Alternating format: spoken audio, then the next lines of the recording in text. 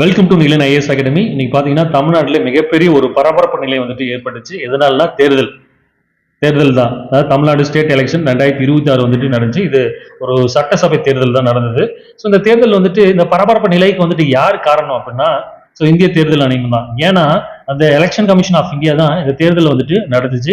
So இந்த தேர்தல் நடத்துறது யாருக்கு வந்துட்டு அதிகாரம் இருக்குன்னா எலெக்ஷன் கமிஷன் ஆஃப் இந்தியா தான். இந்த எலெக்ஷன் கமிஷன் ஆஃப் இந்தியா பாத்தீங்கன்னா அதாவது பார்லிமெண்ட் தேர்தல், அதுக்கப்புறம் சட்டசபை தேர்தல், அதுக்கப்புறம் பிரசிடென்ட் அண்ட் டெபுட்டி பிரசிடென்ட் வந்து தேர்தல் எல்லாமே இவங்க தான் கண்டக்ட் பண்ணுவாங்க. இதுல யாருமே தலையிடக்கூடாது. ஸோ யாருமே வந்து தலையிட மாட்டாங்க.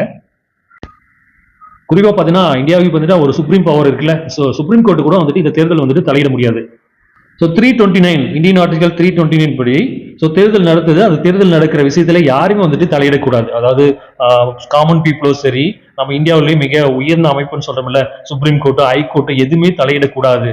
அதாவது ஒரு தனிப்பட்ட ஒரு ட்ராக்ல வந்துட்டு அது அதிகாரத்துடன் அந்த ஃபங்க்ஷன்ஸ் எல்லாமே நடத்தும். இது வந்து 329 வந்து சொல்லுது. இதோடைய முக்கிய நோக்கம் என்னன்னா, இது ஒரு சுதந்திர அமைப்பா செயல்படுத்தி இந்திய ஜனநாயகத்தை வந்துட்டு பாதுகாக்கணும். இதுதான் அதோடைய முக்கியமான ஒரு எய்ம் வந்துட்டு வச்சிருக்கு. இதனுடைய ஹெட் குவார்டர்ஸ் பாத்தீங்கன்னா நியூ டெல்லி தான். எலெக்ஷன் கமிஷன் ஆஃப் இந்தியா பாத்தீங்கன்னா ஜனவரி 25, 1950 வந்து உருவாக்கப்பட்டது. இது பாத்தீங்கன்னா இந்த நாளை தான் நம்ம வந்து நேஷனல் வாட்டர் டே வந்துட்டு நம்ம ஒவ்வொரு வருஷமும் வந்து கடைபிடிச்சிருக்கோம். நெக்ஸ்ட் பாத்தீங்கன்னா கான்ஸ்டிடியூஷனல் பாடி. இந்த கான்ஸ்டிடியூஷனல் பாடி பாத்தீங்கன்னா ஆர்டிகல்ஸ் 324 என்ன சொல்லுதுன்னா, அதாவது 324 வந்து எதுக்காண்டி உருவாக்கப்பட்டதுன்னா இந்திய தேர்தல் அமைப்பின் ஒரு அடிப்படை பிரிவு. அதாவது இந்தியாவில் தேர்தல் வந்து நடத்தும் முழு அதிகாரம் வந்துட்டு இவங்களுக்கு தான். எலெக்ஷன் கமிஷன் ஆஃப் இந்தியா தான் வந்துட்டு அவங்களுக்கு தான் இருக்குது அப்படின்னு 324 வந்து சொல்லுது. இது பாத்தீங்கன்னா மக்களவை, மாநில சட்டமன்றங்கள், குடியரசுத் தலைவர் மற்றும் துணை குடியரசு தேர்தல் வந்துட்டு அதுக்கப்புறம் வந்துட்டு வழி நடத்துது, கட்டுப்பாடு எல்லாமே இதோடைய அதிகாரமா இருக்குது. தேர்தல் வந்துட்டு ஆணையத்துக்கு இது மாதிரியான ஒரு கட்டுப்பாடும் இது அதிகாரம் பாத்தீங்கன்னா தேர்தல் ஆணையத்துக்கே வந்துட்டு இருக்குது. இந்த தேர்தல் ஆணையம் பாத்தீங்கன்னா தலைமை தேர்தல் ஆணையர் இருப்பாரு, இல்லாம 2 வந்துட்டு ஆணையர்கள் வந்துட்டு இருப்பாங்க. இவர்கள் வந்துட்டு யார் மூலியமா வந்து தேர்ந்தெடுக்கப்படுகிறதுனா president of India. President of India குடியரசுத் தலைவரால் வந்துட்டு நியமிக்கப்படுகிறது. அதுவும் இல்லாம முக்கியமான ஒரு ஆர்டிகல்ஸ் என்ன சொல்லுதுன்னா, the representation of people act 1950 என்ன சொல்லுதுன்னா, முக்கியமா வாக்காளர்களுடைய பட்டியல வந்துட்டு தொடர்பான விஷயத்தை வந்துட்டு கூறுகிறது. என்னன்னா மக்களவை மற்றும் மாநிலங்கள் பாத்தீங்கன்னா சட்டமன்றத்துக்கு வந்து இடஒதுக்கீடு, வாக்காளர் பட்டியல வந்து தயாரிக்கணும் மற்றும் திருத்தம், அதுக்கப்புறம் யார் வாக்களிக்க வேணும், அவருடைய தகுதி என்ன, அதுக்கப்புறம் பாத்தீங்கன்னா தொகுதி எல்லைகள் நிர்ணயித்தது எல்லாமே வந்துட்டு இந்த ரெப்ரசன்டேஷன் ஆஃப் பீப்புள் ஆக்ட் வந்துட்டு 1950 வந்து சொல்லுது. அதாவது குறிப்பா சொல்லணும்னா யார் வாக்களிக்கணும், எங்க வாக்களிக்கணும், அது மாதிரியான ஒரு கண்டிஷனை வந்துட்டு இந்த ரெப்ரசன்டேஷன் ஆஃப் பீப்புள் ஆக்ட் வந்துட்டு 1950 வந்து சொல்லுது. ரெப்ரசன்டேஷன் ஆஃப் பீப்புள் ஆக்ட் 1951 என்ன சொல்லுதுன்னா தேர்தல் முறையை பத்தி வந்துட்டு விளக்குது. எப்படின்னா வேட்பாளருடைய தகுதி மற்றும் ஒரு நீக்கம், மனு அளிக்கிறாங்களே அதுக்கு என்ன விதிகள், அதுக்கப்புறம் வந்துட்டு தேர்தல் நடத்தும் முறைகள், ஊழல் செயல்பாடு, நாமினேட் பண்ற வேட்பாளர் பாத்தீங்கன்னா ஊழல் செயல் வந்துட்டு அவருடைய குற்றம் இருக்குதா, அவர் மேல வந்துட்டு ஊழல் இருக்குதா, குற்றம் இருக்குதா, அது எல்லாமே பார்க்கும். அதுக்கப்புறம் வந்துட்டு தேர்தல் தொடர்பான வழக்குகள் எல்லாமே வந்துட்டு இது வந்துட்டு சொல்லுது. தேர்தல் வழக்கு எல்லாமே வந்துட்டு பார்க்கணும். குறிப்பா பாத்தீங்கன்னா தேர்தல் வந்துட்டு எப்படி நடத்த வேண்டும், வேட்பாளர்கள் வந்துட்டு அவருடைய விதிகள் என்ன, அதை பத்தி சொல்றதுதான் இந்த ரெப்ரசன்டேஷன் ஆஃப் பீப்புள் ஆக்ட் வந்துட்டு 1951 சொல்லுது. இதன் அடிப்படையில் தான் வந்துட்டு இந்த தேர்தல் கமிஷன் வந்துட்டு நடக்குது. இதன் அடிப்படையில் தான் தேர்தல் கமிஷன் வந்துட்டு ஒரு சுப்ரீம் பவரோட அவங்களுடைய ஃபங்க்ஷன், அவங்களுடைய அதிகாரத்தோட வந்துட்டு செயல்பட்டு வருது. இந்தியாவில் நடக்கிற பார்லிமெண்ட், சட்டசபை தேர்தல், அதுக்கப்புறம் பிரசிடென்ட் அண்ட் டெபுட்டி பிரசிடென்ட் தேர்தல் வந்துட்டு யார் வந்து கண்டக்ட் பண்றாங்கன்னா எலெக்ஷன் கமிஷன் ஆஃப் இந்தியா. அப்ப தமிழ்நாட்டுக்காண்டி ஒரு எலெக்ஷன் கமிஷன் இருக்குதா இல்லையா, ஆல்ரெடி நம்மளுக்கு தெரியும். அப்ப அதனுடைய ரோல் என்ன அப்படின்னா, தமிழ்நாட்டில் நடக்கிற லோக்கல் பாடி எலெக்ஷன் வந்துட்டு கண்டக்ட் பண்றது யாருன்னா Tamil Nadu state election commission. Tamil Nadu state election commission வந்துட்டு எப்போ வந்து கொண்டு வந்தாங்கன்னா 15 ஜூலை 1994 அப்பதான் வந்து கொண்டு வந்தாங்க. ஆனா எலெக்ஷன் கமிஷன் ஆஃப் இந்தியா பாத்தீங்கன்னா ஜனவரி 25, 1950 வந்து கொண்டு வரப்பட்டது. 1992 பாத்தீங்கன்னா 73 and 74 வந்துட்டு அமெண்ட்மெண்ட் வந்து கொண்டு வந்தாங்க. 73 அமெண்ட்மெண்ட் வந்து என்ன சொல்லுதுன்னா, பஞ்சாயத்து, அதாவது ஒவ்வொரு ஸ்டேட்லயும் பாத்தீங்கன்னா பஞ்சாயத்து ராஜ் என்ற அமைப்பு வந்துட்டு நிறுவனம், அதுக்காண்டி பாத்தீங்கன்னா தகுதி மற்றும் பாதுகாப்பு, அங்கீகாரம் எல்லாமே கொடுக்கணும்னு 73 அமெண்ட்மெண்ட் வந்து சொல்லுது 1992ல. அதுக்கப்புறம் பாத்தீங்கன்னா அதே 1992ல 74 அமெண்ட்மெண்ட் என்ன சொல்லுதுன்னா, நகர்ப்புற ஊராட்சி வந்து அமைக்கணும், அதுக்காண்டி அமைப்பு, அதோடைய தனி அதிகாரம், தகுதி, பாதுகாப்பு எல்லாமே கொடுக்கணும். அப்போ 73, 74 அமெண்ட்மெண்ட் படி பாத்தீங்கன்னா ஸோ நகர ஊராட்சி வந்துட்டு ஸ்டார்ட் பண்ணது, அது ஸ்டார்ட் பண்ணிட்டாங்க. அதுக்கப்புறம் பார்த்தீங்கன்னா அந்த அந்த அந்த உள்ளாட்சி மற்றும் நகர்ப்புற ஊராட்சி வந்து யார் வந்து தேர்தல் வந்து நடத்தணும் அப்படி இருக்கும்போது தான் அந்த உள்ளாட்சி தேர்தலை பார்த்தீங்கன்னா யார் நடத்தினா அந்த ஸ்டேட்டை வந்து நடத்தணும். அதனால தான் 1994 பார்த்தீங்கன்னா ஒவ்வொரு ஸ்டேட்டுக்கும் பார்த்தீங்கன்னா ஒரு தேர்தல் கமிஷன் வந்து கொண்டு வரணும். ஸோ அதன் அடிப்படையில் தான் தமிழ்நாட்டுக்கு பண்ணா தமிழ்நாடு ஸ்டேட் எலெக்ஷன் கமிஷன் வந்துட்டு 1994 வந்துட்டு கொண்டு வந்தாங்க. 73 அண்ட் 74 பார்த்தீங்கன்னா 73 பஞ்சாயத்து ராஜ்யம், அதுக்கு வந்துட்டு பஞ்சாயத்து ராஜ்யம் பத்தி சொல்லுது. 74 பார்த்தீங்கன்னா நகர ஊராட்சி. இதுக்கு எல்லாமே தேர்தல் வந்து நடத்தணும். அப்ப தேர்தல் நடத்துறதுக்காண்டி ஒவ்வொரு ஸ்டேட்லயும் வந்துட்டு ஒரு எலெக்ஷன் கமிஷன் வந்து கொண்டு வந்துட்டாங்க. இப்போ பார்த்தீங்கன்னா இந்த ஆர்டிகல்ஸ் 243 கேயின் படி பார்த்தீங்கன்னா பஞ்சாயத்துக்கு வந்து தேர்தல் நடத்தணும். அதே போல ஆர்டிகல்ஸ் 243 இசட் ஏன் படி பார்த்தீங்கன்னா நகர பஞ்சாயத்துக்கு வந்து தேர்தல் வந்து நடத்தணும். அப்போ 73 அண்ட் 74 அமெண்ட்மெண்ட் படி பார்த்தீங்கன்னா அது பஞ்சாயத்து ராஜ் உருவாக்கணும், அதுக்கப்புறம் நகர பஞ்சாயத்துனா உருவாக்கணும், அதுக்காண்டி தேர்தல் வந்துட்டு நடத்தணும். அந்த தேர்தல் வந்து நடத்துறதுக்காண்டி அந்த ஸ்டேட்லயே வந்துட்டு ஒரு எலெக்ஷன் கமிஷன் வந்து உருவாக்கணும். அதுதான் வந்துட்டு அந்த தேர்தல் வந்து நடத்தணும். அதனால தான் பார்த்தீங்கன்னா 1994 ஒவ்வொரு ஸ்டேட்லும் பார்த்தீங்கன்னா ஒரு எலெக்ஷன் கமிஷன் வந்து கொண்டு வந்தாங்க. அதன் அடிப்படையில் தான் தமிழ்நாடு எலெக்ஷன் கமிஷன் வந்துட்டு 1994 கொண்டு வந்தாங்க. இப்போ பார்த்தீங்கன்னா எலெக்ஷன் கமிஷன் ஆஃப் இந்தியா வேற, தமிழ்நாடு எலெக்ஷன் கமிஷன் வேற. ஓகேவா? இந்த தமிழ்நாடு எலெக்ஷன் வந்து 2026 வந்துட்டு யார் வந்து கண்டக்ட் பண்றாங்கன்னா எலெக்ஷன் கமிஷன் ஆஃப் இந்தியா. அதை பத்தி நாம பார்க்கலாம். எலெக்ஷன் கமிஷன் ஆஃப் இந்தியா பார்த்தீங்கன்னா தேர்தல் நடத்த முழு அதிகாரம் வந்து அவங்களுக்கு தான் இருக்கு. அவங்களுடைய டியூட்டிஸ் பார்த்தீங்கன்னா தேர்தல் அட்டவணை வந்து அறிவிக்கணும், வாக்காளர் பட்டியலை வந்து தயாரிக்கணும், வேட்பாளருடைய கண்காணிப்பு, அதுக்கப்புறம் பார்த்தீங்கன்னா வாக்குப்பதிவு மற்றும் எண்ணிக்கை, அதுக்கப்புறம் வந்துட்டு முடிவுகள் எல்லாமே அறிவிக்கணும். இது வந்து அவங்களுடைய டியூட்டிஸ். எலெக்ஷன் வந்து கண்டக்ட் பண்ணது யாரு? தேசிய அளவில் பார்த்தீங்கன்னா லோக்சபா தேர்தல், அதுக்கப்புறம் குடியரசுத் தலைவர், துணை குடியரசுத் தலைவர், இது வந்து தேசிய அளவில் வந்துட்டு பார்த்தீங்கன்னா எலெக்ஷன் கமிஷன் ஆஃப் இந்தியா வந்துட்டு தேர்தல் வந்து கண்டக்ட் பண்றாங்க. அதே மாதிரி பார்த்தீங்கன்னா மாநில அளவில் பார்த்தீங்கன்னா சட்டமன்ற தேர்தல், சில வந்து ஸ்டேட்டுக்கு பார்த்தீங்கன்னா சட்ட மேலவை இருக்கு, அந்த தேர்தல் வந்துட்டு யார் வந்து கண்டக்ட் பண்றாங்கன்னா இந்த எலெக்ஷன் கமிஷன் ஆஃப் இந்தியா தான் வந்துட்டு கண்டக்ட் பண்றாங்க. நெக்ஸ்ட் பார்த்தீங்கன்னா ஸ்ட்ரக்சர் பார்த்தீங்கன்னா இந்தியா தேர்தல் பார்த்தீங்கன்னா யார் கண்டக்ட் பண்றாங்கன்னா எலெக்ஷன் கமிஷன் ஆஃப் இந்தியா. இந்த எலெக்ஷன் கமிஷன் ஆஃப் இந்தியா வந்துட்டு தேர்தல் நடத்தும். இதுக்கு ஒரு அதிகாரி இருப்பாரு, அவர் தான் வந்துட்டு சீஃப் எலெக்ஷன் கமிஷன். இவர் வந்துட்டு சீஃப் எலெக்ஷன் கமிஷன் வந்து இவர் தான் ஹெட். இவர் ஒரு உறுப்பினர் இருப்பாரு. கூடவே பார்த்தீங்கன்னா எலெக்ஷன் கமிஷன் பார்த்தீங்கன்னா அடிஷனலா 2 பேர் இருப்பாங்க. அப்போ மொத்தமா பார்த்தீங்கன்னா 3 உறுப்பினர் இருப்பாங்க. தமிழ்நாட்டில் இப்போ நடக்கிற 2026 வந்துட்டு தேர்தல் வந்துட்டு யார் மூலியமா வந்துட்டு நடத்தப்படுதுன்னா சீஃப் எலெக்ஷன் கமிஷனர் அவர் மூலியமா வந்துட்டு நடத்தப்படும். அவர் பார்த்தீங்கன்னா ஒவ்வொரு ஸ்டேட்ல இருக்கிற சிஇஓ மூலியமா பார்த்தீங்கன்னா தேர்தல் வந்துட்டு நடத்துவாரு. இந்த சிஇஓ உடைய ரோல் என்னன்னா மாநிலம் மற்றும் வந்துட்டு யூனியன் பிரதேசம் இருக்குல்ல, அதுல தேர்தல் பணி வந்துட்டு மேற்கொள்வார் அவர் தான். இவரு கீழே பார்த்தீங்கன்னா டிஇஓ இருப்பாரு, டிஸ்ட்ரிக்ட் எலெக்ஷன் ஆபீசர் இருப்பாரு. இவர் பாருன்னா இவருடைய ரோல் என்னன்னா மாநில தேர்தல் அலுவலர்கள் கீழ் வந்துட்டு செயல்படுவாரு. அது மட்டும் இல்லாத அந்த மாவட்டத்துல நடக்கிற தேர்தல் பணியை வந்துட்டு மேற்கொள்வாரு. இதுதான் டிஓ உடைய ரோல். அது கீழே பார்த்தீங்கன்னா ஆர்ஓ இருப்பாரு. ஆர்ஓ பார்த்தீங்கன்னா அந்த ஸ்டேட்ல ஒரு பார்லிமெண்ட் தேர்தலோ இல்ல சட்டசபை தேர்தல் வந்துட்டு நடக்குதுன்னா அந்த தொகுதி தேர்தல் வந்துட்டு அந்த தொகுதியில தேர்தல் வந்துட்டு நடத்துற பொறுப்பு வந்துட்டு யாருன்னா ஆர்ஓ. இவரு கீழே பார்த்தீங்கன்னா இஆர்ஓ இருப்பாரு. இவருடைய வேலை என்னன்னா அந்த தொகுதியில வாக்காளர் பட்டியலை வந்துட்டு தயாரிக்கிறது இவர் தான். இவரு கீழே பார்த்தீங்கன்னா பிஓ இருப்பாரு.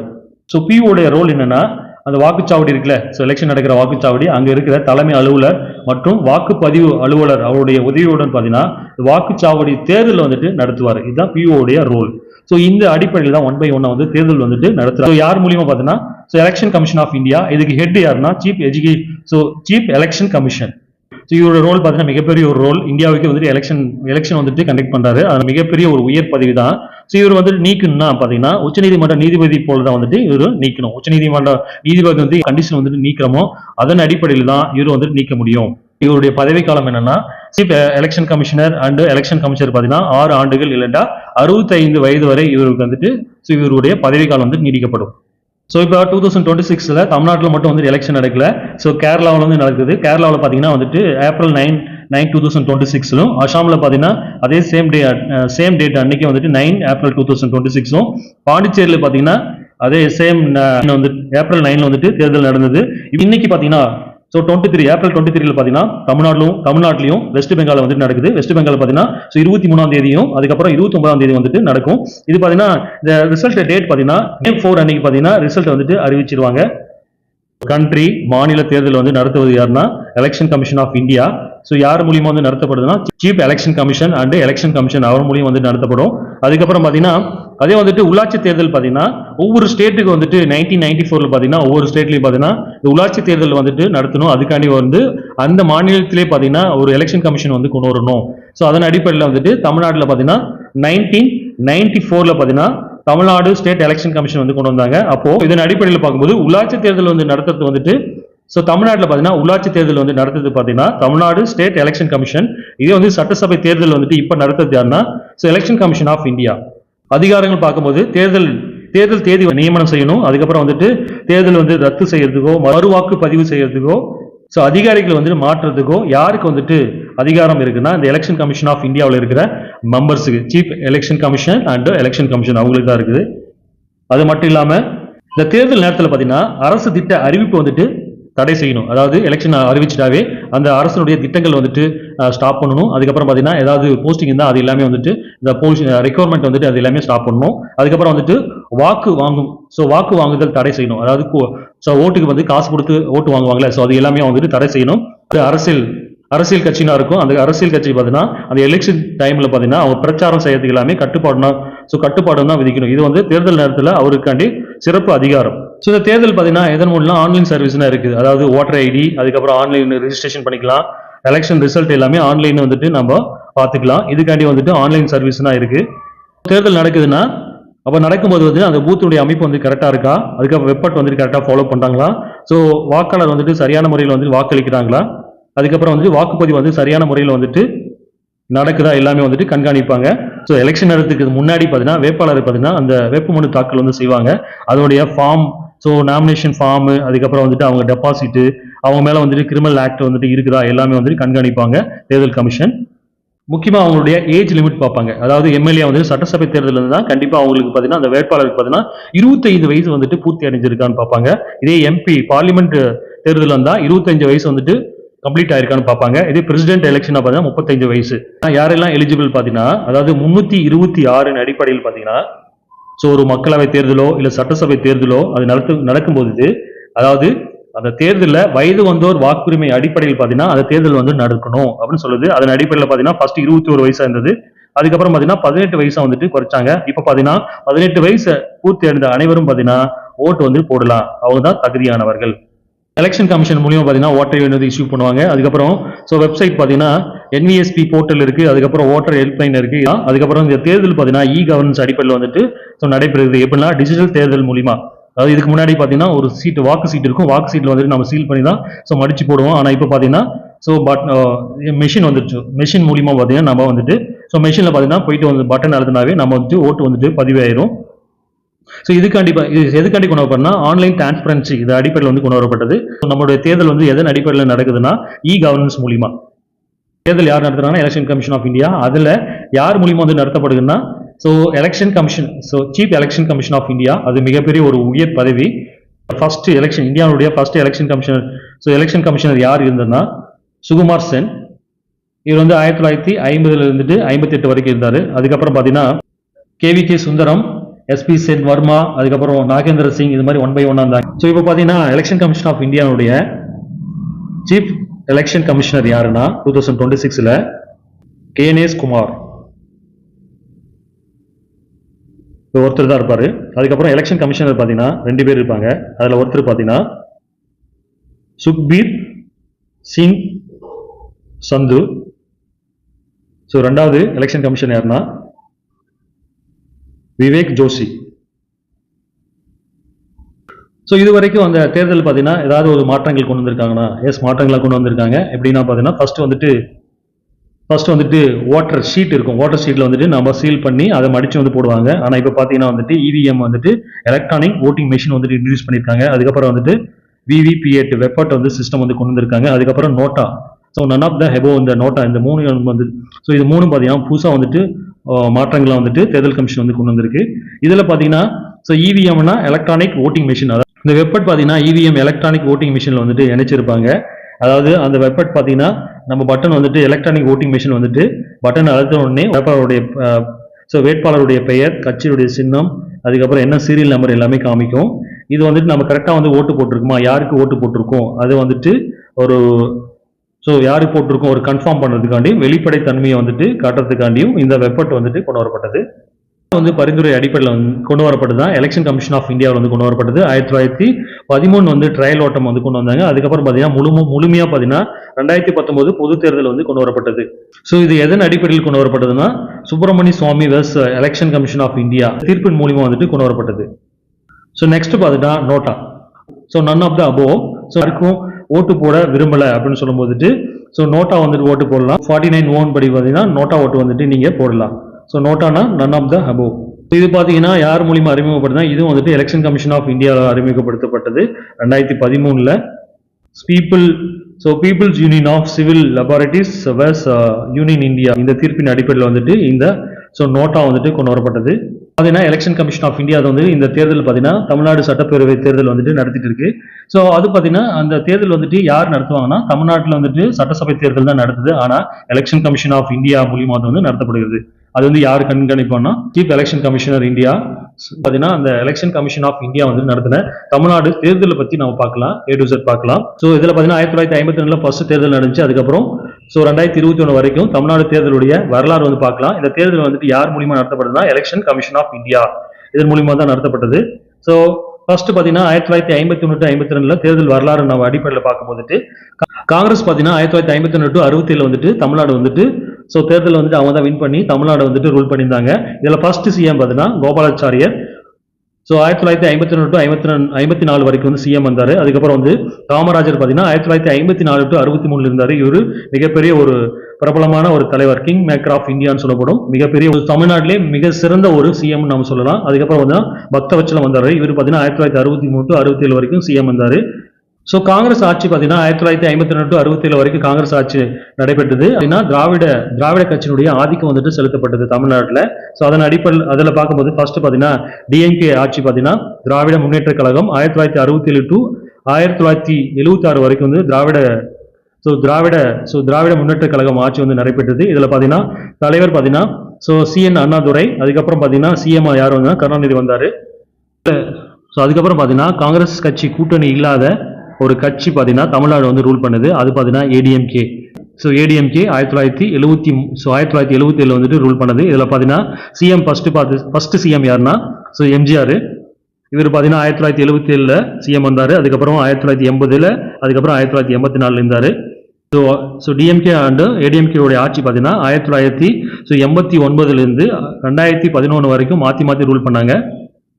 ஸோ டிஎம்கேவோட வெற்றி பார்த்தீங்கன்னா 1989 மு கருணாநிதி. அதுக்கப்புறம் பார்த்தீங்கன்னா 96 அவரே வந்துட்டு சிஎம் வந்தார். அதுக்கப்புறம் 2006 வந்துட்டு அவரே சிஎம் வந்தார். அதுக்கப்புறம் ஏடிஎம்கே வெற்றி பார்த்தீங்கன்னா 1991 பார்த்தீங்கன்னா ஜெயலலிதா வந்துட்டு சிஎம் வந்தாங்க. அதுக்கப்புறம் 2001 2011 அவங்களே வந்துட்டு சிஎம் வந்தாங்க. ஸோ இது மாதிரி தமிழ்நாட்டை வந்துட்டு இரு கட்சி மாறி வந்துட்டு ஆட்சி செஞ்சாங்க. ஒன்று டிஎம்கே ஏடிஎம்கே. அதுக்கப்புறம் பார்த்தீங்கன்னா 2016 to 21 பார்த்தீங்கன்னா 2016 to 21 தொடர்ச்சியாக பார்த்தீங்கன்னா ஜெயலலிதா அம்மா வந்துட்டு வின் பண்ணாங்க, சிஎம் இருந்தாங்க. 2014 ஜெயலலிதா அம்மா வந்துட்டு ரூல் பண்ணியிருப்பாங்க. அதுக்கப்புறம் இறந்துருவாங்க. அதுக்கப்புறம் 2021 தேர்தலில் பார்த்தீங்கன்னா திமுக வின் பண்ணி மு க ஸ்டாலின் வந்துட்டு ரூல் பண்ணியிருப்பாரு. ஸோ எல்லாரும் எதிர்பார்த்த 2026 சட்டசபை தேர்தல் தமிழ்நாடுடைய சட்டசபை தேர்தலில் யார் வந்து நடத்துவாங்கன்னா எலெக்ஷன் கமிஷன் ஆஃப் இந்தியா. யார் மூலியமா வந்து நடத்தப்படும்னா சீஃப் எலெக்ஷன் கமிஷனர். அப்போ சீஃப் எலெக்ஷன் கமிஷன் பார்த்தீங்கன்னா 2026 பார்த்தீங்கன்னா கேனேஷ் குமார். இவர் இந்திய தேர்தல் ஆணையுடைய தலைமை அதிகாரி. ஸோ 2 எலெக்ஷன் கமிஷன் இருப்பாங்க. அதில் பார்த்தீங்கன்னா சுக்பீர் சிங் சந்து, அதுக்கப்புறம் விவேக் ஜோஷி. இவங்க 2 பேர் வந்து எலெக்ஷன் கமிஷன் ஆஃப் 2 உறுப்பினர்கள். சீஃப் எலெக்ஷன் கமிஷனர் பார்த்தீங்கன்னா ஒருத்தர். இப்போ பார்த்தீங்கன்னா அசம்பிளி எலெக்ஷன் 2026 வந்து தமிழ்நாட்டில் வந்து நடந்து முடிஞ்சு எல்லாரும் ஓட்டு போட்டு முடிச்சிருப்பீங்க. இப்போ எலெக்ஷன் கமிஷன் இந்த தேர்தல் வந்து யார் நடத்துறாங்கன்னா election commission of India. Election commission of India யார் மூலியமா வந்துட்டு நடத்தப்படுதுன்னா chief election commission and election commission இருப்பாரு. அவரு பார்த்தீங்கன்னா ஒவ்வொரு ஸ்டேட்ல இருக்கிற சிஇஓ மூலியமா வந்துட்டு நடத்துவார். Chief election officer. தற்போதைய பார்த்தீங்கன்னா தமிழ்நாட்டில் பார்த்தீங்கன்னா சீஃப் எலெக்ஷன் ஆஃபீஸர் யாருன்னா அர்ச்சனா பட்நாயக். நெக்ஸ்ட் பார்த்தீங்கன்னா தேர்தல் 2026 தேர்தல் அதனுடைய முழு விவரம் பார்க்கலாம். இதில் பார்த்தீங்கன்னா மொத்த தொகுதி பார்த்தீங்கன்னா 234. இதில் வந்துட்டு தனி பெரும்பான்மையுடன் வந்து ஆட்சி அமைக்கிறது பார்த்தீங்கன்னா ஒரு கட்சி பார்த்தீங்கன்னா 118 தொகுதி வந்து வின் பண்ணா அவங்க வந்து தனி பெரும்பான்மையுடன் வந்து ஆட்சி அமைக்கலாம். ஸோ வாக்காளர் பார்த்தீங்கன்னா மொத்தம் பார்த்தீங்கன்னா ஸோ 5 கோடியே ஸோ 5.67 கோடி வந்துட்டு மொத்த வாக்காளர்கள். இதில் பார்த்தீங்கன்னா ஆண்கள் பார்த்தீங்கன்னா 2.7 கோடி, பெண்கள் பார்த்தீங்கன்னா 2.89 கோடி. ஸோ டிரான்ஸ்ஜெண்டர் பார்த்தீங்கன்னா ஸோ 7,000த்துக்கு அதிகமானவர் பார்த்தீங்கன்னா வாக்காளர்கள் வந்து இருந்திருக்காங்க. வாக்குமுறை வந்துட்டு எப்படி நடைபெறும்னா இவிஎம் மூலிமா, எலக்ட்ரானிக் ஓட்டிங் மிஷின் மூலிமா, அது கூட பார்த்தீங்கன்னா வெப்பட் வந்துட்டு இணைச்சிருப்பாங்க. ஸோ சிறப்பு ஏற்பாடுன்னு பார்த்தீங்கன்னா 85 வயதுக்கு மேற்பட்டவர் மற்றும் மாற்றுத்திறனாளி பார்த்தீங்கன்னா வீட்டிலேயே வந்துட்டு வாக்களிக்கும் வசதி வந்துட்டு ஏற்படுத்தி கொடுத்துருக்காங்க. அதுக்கப்புறம் வந்துட்டு அரசு ஊழியருக்கு பார்த்தீங்கன்னா போஸ்டல் ஓட்டு ஆல்ரெடி இது கொடுத்தது தான். ஸோ பாதுகாப்பு மற்றும் ஸோ கண்காணிப்பு வந்துட்டு அதிகரிக்கப்பட்டது. இதுதான் சிறப்பு ஏற்பாடாக பார்க்கப்படுது. ஸோ தமிழ்நாட்டில் பார்த்தீங்கன்னா அசம்பிளி எலெக்ஷன் பார்த்தீங்கன்னா 2026. இதில் பார்த்தீங்கன்னா வந்துட்டு தமிழ்நாட்டில் பார்த்தீங்கன்னா 23 ஏப்ரல் பார்த்தீங்கன்னா ஸோ தமிழ்நாட்டில் பார்த்தீங்கன்னா 23 ஏப்ரல் வந்து ஸோ அறிவிப்பு பார்த்தீங்கன்னா இந்த எலெக்ஷன் பார்த்தீங்கன்னா அறிவிப்பு பார்த்தீங்கன்னா மார்ச் 2026 வந்துட்டு அறிவிப்பு வெளியானது. அதுக்கப்புறம் வந்து மனு தாக்கல் பார்த்தீங்கன்னா 30 to 6 April. So 30 March to 6 April அது வரைக்கும் வந்துட்டு மனு தாக்கல் வந்து செய்யப்பட்டது. அதுக்கப்புறம் மனு பரிசீலனை பார்த்தீங்கன்னா 7 ஏப்ரல் 2026. ஸோ மனு வந்து திரும்ப பெறுதல் பார்த்தீங்கன்னா 9/7/2026. வாக்குப்பதிவு பார்த்தீங்கன்னா 23. ஸோ வாக்குப்பதிவு பார்த்தீங்கன்னா ஏப்ரல் 23 இன்னைக்கு வந்து நடந்தது. ஸோ வாக்கு எண்ணிக்கை பார்த்தீங்கன்னா மே 24. ஸோ இந்த பரபரப்பான தமிழ்நாடு எலெக்ஷன் 2026 முடிஞ்சிச்சு. அதுக்கப்புறம் பார்த்தீங்கன்னா நம்மளுக்கு ஸோ மே 4 தான் யார் வின் பண்ணுவாங்க, யார் மெஜாரிட்டியோட வின் பண்ணுவாங்க, யார் வந்துட்டு இந்த எலெக்ஷன் வந்துட்டு டாமினேட் பண்ணுவாங்க, யார் வந்து சிஎம் ஆவாங்க, எல்லாமே நம்மளுக்கு வந்துட்டு மிகப்பெரிய ஒரு பரபரப்பான ஒரு எதிர்பார்ப்பா இருக்கு. அது கண்டிப்பா மே 2026 வந்துட்டு நடைபெறும். தேங்க்யூ.